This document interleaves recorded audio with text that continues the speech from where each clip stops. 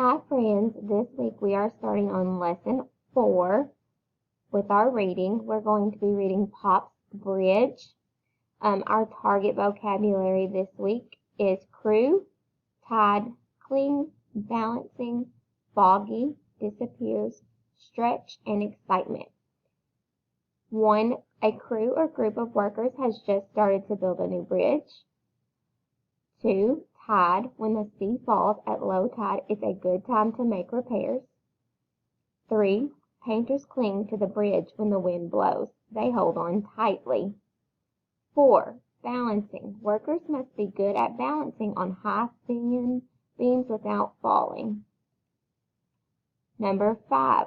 On foggy days, thick mist makes it hard to see. Drivers must go slowly. 6. Disappears. Half of the bridge disappears in this photo. It seems to vanish in the fog. 7. Stretch.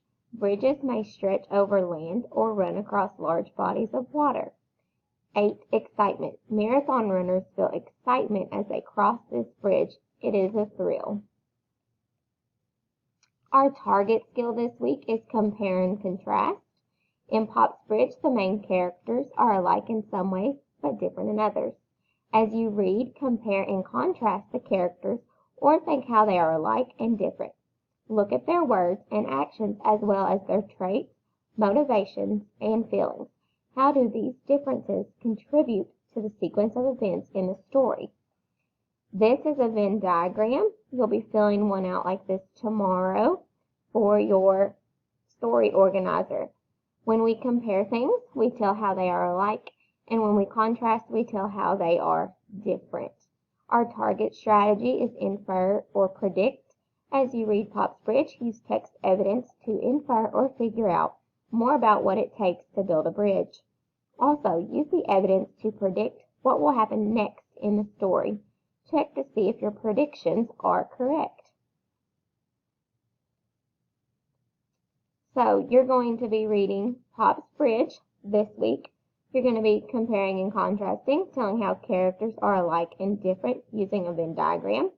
The genre of our story is historical fiction, which is a story that is set in the past. As you read, look for a setting that is a real time and place in the past, realistic characters and events, some made-up events and details. Our author is Eve Bunting. The first time Eve Bunting ever saw the Golden Gate Bridge was in 1958. On that day, she moved to California from Ireland, where she had been born. I thought it the most beautiful bridge I had ever seen, she recalls. Our illustrator is C.S. Payne, whose initials stand for Chris Fox, is famous for drawing people with very large heads, noses, and ears.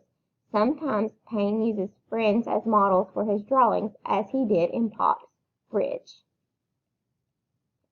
Now you're going to go back and read Pop's Bridge and take your comprehension test. Our essential question is, why is everyone's role on a project important?